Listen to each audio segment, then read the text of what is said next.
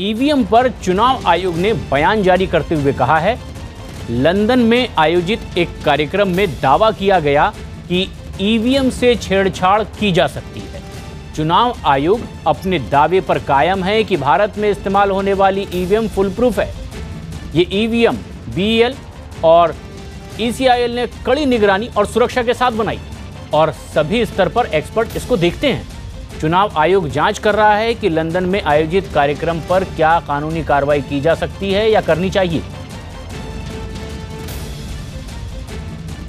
लेकिन बीजेपी ने press conference की और रविशंकर प्रसाद ने ईवीएम के मसले पर सवाल उठाने वालों को ही कटघरे में खड़ा किया। आपने देख लिया कि यह पूरा आयोजन कांग्रेस के द्वारा प्रायोजित था। वो लोग जो कांग्रेस के नजदीक हैं, वो लोग जो कांग्रेस के लिए प्रचार का काम करते हैं, और उसके मैंने आपको सबूत दे दिए। वो कितना बड़ा बकवास कर रहे हैं विदेश की धरती से भारत के लोकतंत्र को बदनाम करने के लिए। कपिल सिब्बल जी वहां क्या कर रहे थे, ये बात मुझे समझ नहीं आ रही है। किस हैसियत से कपिल सिब्बल वहां उपस्थित थे? मेरा स्पष्ट आरोप है कि कपिल सिब्बल पूरे मामले की कांग्रेस की तरफ से मॉनिटरिंग करने गए थे, और कपिल सिब्बल ऐसा करते रहते हैं, कोई नई बात नहीं है। हमारे साथ कांग्रेस के नेता पीएल पुनिया हैं। पुनिया साहब, प्रधानमंत्री ने प्रवासी भारतीय सम्मेलन में ये कहा कि राजीव गांधी की तरफ इशारा कर रहे थे कि एक नेता कहते थे कि 15% पैसा ही जाता है गांव में, अगर 100 रुपया या 1 रुपया भेजते तो उसका 15% ही जाता है। ये सब जानते थे, स्वीकार किया, लेकिन कांग्रेस ने जानबूझकर आंखें बंद रखी और पैसा जनता का लुटवाते रहे। देखिए, अब 2019 का चुनाव बहुत नज़दीक है और मोदी जी ने स्वयं कहा था कि मैं रिपोर्ट कार्ड दूंगा। 2014 में चुनाव के प्रचार के दौरान उन्होंने कहा था जो जो वादे किए थे, अब उसका रिपोर्ट कार्ड देने का समय आ गया है।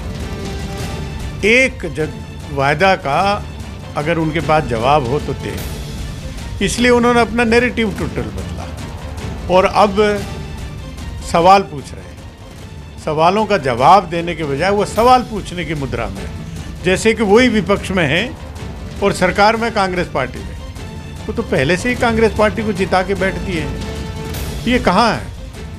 राजीव गांधी जी एक ऐसे विजनरी नेता थे जिन्होंने स्वीकार किया कि गरीबों का पैसा भेजते हैं तो ये सिस्टम में जो राज्य सरकारों के माध्यम से, कर्मचारियों के माध्यम से, अधिकारियों के माध्यम से जो भ्रष्टाचार की भेंट चढ़ जाता है।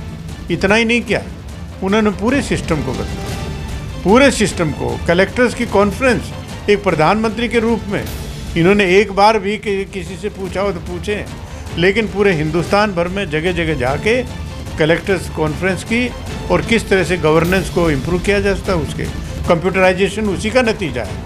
वो राजीव जी की देन है, ये नरेंद्र मोदी की देन नहीं है।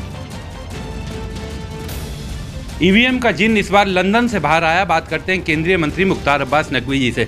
नकवी जी, अभी तक देश में बात होती थी, अब लंदन में प्रेस कॉन्फ्रेंस होकर के ईवीएम पर सवाल उठे। देखिए, कांग्रेस पार्टी की श्रीमती सोनिया गांधी, राहुल गांधी द्वारा जो निर्माता और निर्देशक हैं हैकिंग के हॉरर शो के, उनको अगर ये लगता है कि इस हैकिंग के हॉरर शो से उनकी हार बच जाएगी तो ये उनकी गलतफहमी है, बल्कि हड़बड़ी में और चौतरफा गड़बड़ी कर रहे हैं।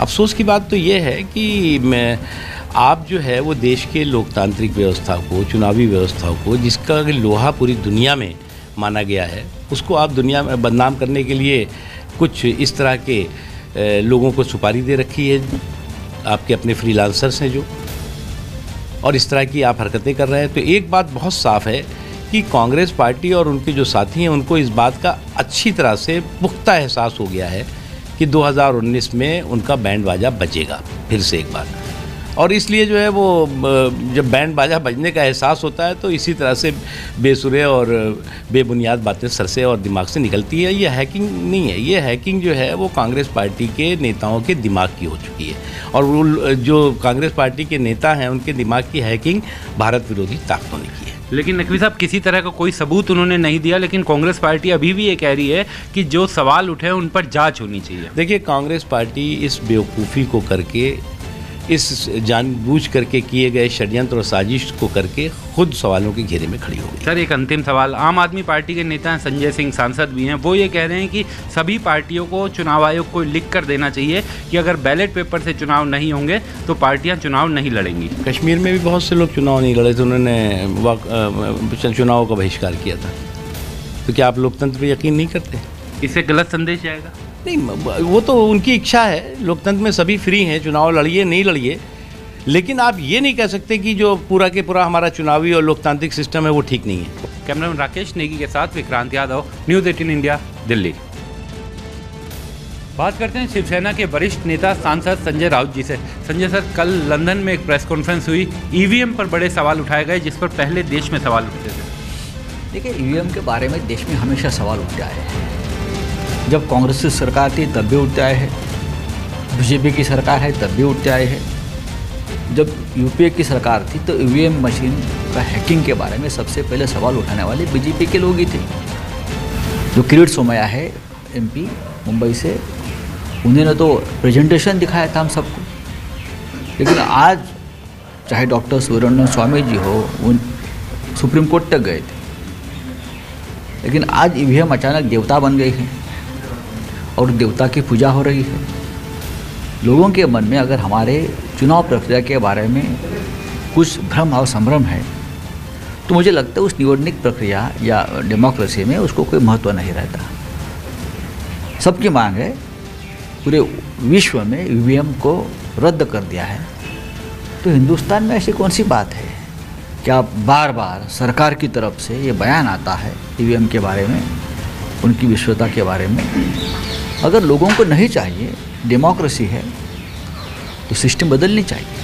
अगर लोग सरकार बदलते हैं तो ईवीएम बदलने में कितना टाइम लगता है सरकार को? सर, कई लोगों का ये कहना है कि हमें वापस बैलेट पेपर पर जाना चाहिए। शिवसेना को भी लगता है कि वो ज़्यादा बेहतर होगा। हमने तो ये पहले दिन से मांग की है। ईवीएम के बारे में जो लोगों के मन में शंका है वो अब अभी भी वो शंका है। 3 राज्यों में कांग्रेस की जीत हुई, फिर भी राहुल गांधी ने कहा था ईवीएम का मुद्दा कायम है। अगर है सभी राजनीतिक दलों के मन में, जनता के मन में कुछ में शंका है, तो मुझे लगता है सरकार को इस बारे में सोचना चाहिए। बहुत दिनों से ईवीएम को लेकर बहुत से दल अपनी प्रतिक्रिया देते रहे। ये ईवीएम जहाँ से बन के आती है वो देश भी इसको इस्तेमाल नहीं करते। कई देश जो चुनाव कराते थे ईवीएम से, अब उन्होंने ईवीएम से कराना बंद कर दिया है। तो एक विचार है लोगों का, सही विचार है, स्वाभाविक है शक। मैं तो कहता हूँ उत्तर प्रदेश के चुनाव में बड़े पैमाने पर बेईमानी और गड़बड़ी हुई थी। देखिए, मुझे लगता है कि उनको ये शंका है कि हम चुनाव नहीं जीत सकते। उसके पहले ही ईवीएम गलत है, उसकी भूमिका बनाई जा रही है, और ये एक डरपोक आदमी ही इस प्रकार का काम कर सकता है। जो भी राजनीतिक दल ईवीएम से डर रहे हैं, उनको मालूम है कि हम हार रहे हैं, इसलिए पहले से भूमिका बना रहे हैं। जावड़ेकर साहब जिस तरह से बात करते हैं, मैं समझता हूँ कोई थोड़ी सी लॉजिक समझें कि अगर किसी एक राज्य या 2 राज्य में कोई पक्ष जीत गया या हार गया या वहाँ पर कोई आपत्ति नहीं उठाई गई, तो इसका मतलब वो 100% सही हो गया। आप राजस्थान, मध्य प्रदेश और छत्तीसगढ़ में ओवर कॉन्फिडेंट थे, आपने टेम्परिंग नहीं की, आपको लगा कि हम तो जीत जाएंगे वैसे ही।